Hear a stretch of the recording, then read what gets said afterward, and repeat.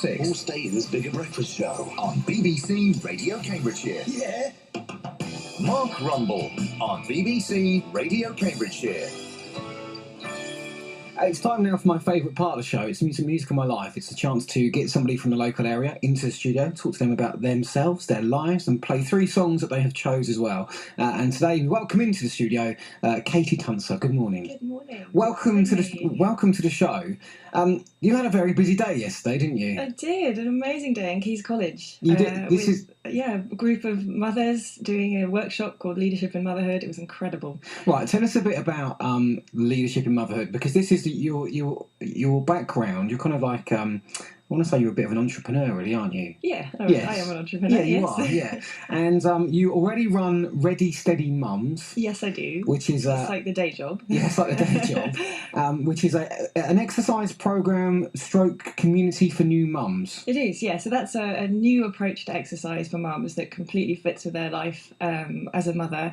It's got online virtual personal trainer, so they get all the expert advice tailored for them online. And then the really exciting part, which is the inspiration for Leadership in Motherhood, is that we run a community program where we help mothers in local communities to set up their own exercise groups to be leaders in their communities, getting other mums together and going out to exercise each week with their children, so out in the fresh air with their kids, having a good time and getting fit. How long have you been doing that for? Well, coincidentally, almost exactly the same amount of time as the age of my eldest child, 2.5 years. Yeah, funny I've got 2 kids. So Ready Steady Mum's nearly 3 years old because I started developing it when I was pregnant. But you've got you've got a fascinating background in sport anyway, in sport cause kind of like consultancy and stuff, haven't you? I've done all sorts of things. Yeah, you have. And I was reading all about you on Friday night. I was sat at home, sat on the sofa reading about you. Like Google stalking. Yeah, a little bit. And I just thought you've got quite an interesting background. And I kind of thought with today's conversation, why don't we start from the beginning and work our way up to yesterday? How are you going to start with my first song? No, not yet. Not yet. We'll get to I was 8 years old. We'll get to that in a minute. But you kind of went. Talk to me about your sport. When did you first have a love of sport? Oh, always. I remember when I was about 6 years old, my dad trying to teach me to do sprint starts in the back garden. Really? Because I was really young in my year, and I used to... Oh, no, so there was another girl a year above me that used to race in our year group, and she used to beat me on sports day. Right. So I like sprint start training in the garden. At the age of 6? About 6 years old, yes. That would be my dad's influence. And when did you start taking it seriously? About 6. About 6, I love it. So I mean, in school I did a lot of sport. I used to do netball and athletics at school. I probably got really serious about it at university when I realised I was pretty good at the 400 hurdles, which you didn't really do when you're at school. But that's just a combination of speed and everything that worked for me.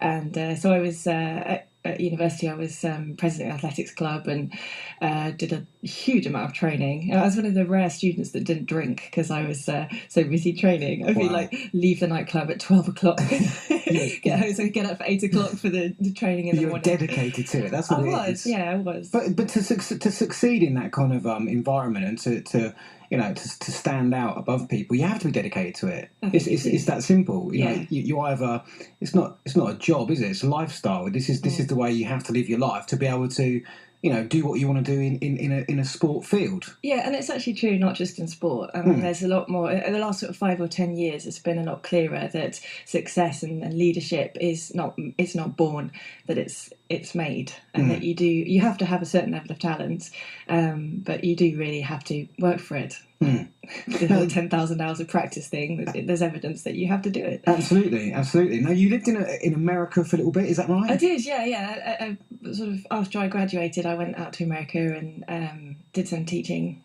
out there. I did a master's. Right. Yeah. And then the sport bit again. Come back to sport. You kind of then you come back to the UK. Yeah. And how is sport in your life then? When did you start to think about making money out of it, kind of thing? Well, I've had what you'd call, I think, a portfolio career. So when I came back from America, I went and joined McKinsey as a management consultant.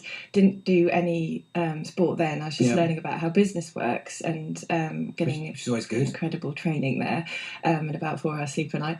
It was then after that I set up a sports consultancy, doing strategy and performance management and the kind of business functions, but bringing it to world of sport. And that's called Portus, and that's still going, although I don't run it anymore.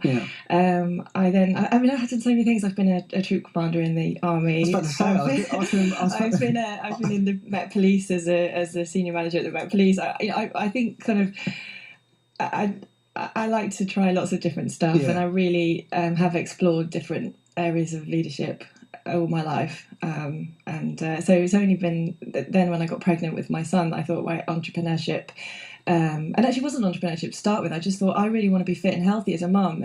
How do I do that? And there wasn't really any way that worked for me and for a lot of my friends, so we developed it. It just happened. We started off thinking, wouldn't it be good to have some sort of tailored guidance that you can get online about how to reconstruct your pelvic floor and to rebuild your core muscles, things like that, but tailored depending if you had a C-section or not. So we started building these programs and doing all the research. I did physics as an undergrad, and so I applied all my scientific research techniques to learning about what postnatal body needs, and we built this thing, and it evolved, and I started working with a friend of mine who was a computer scientist programmer, built this thing, turned into the virtual personal trainer, which is now what people can follow. And then we started doing these community groups, and it was literally like, well, we really like the social side, really important to be with other mums and to be with your kids. Childcare is a problem, so why don't we just start going out together every week and doing some exercises? So we started doing it, and now the program is now pretty well organised, and Ready Steady Mums is now a serious business. Yeah, absolutely. But it's evolved through my own experience and working with my friends to find out what works and doesn't work as well. Part of entrepreneurship is admitting what doesn't work.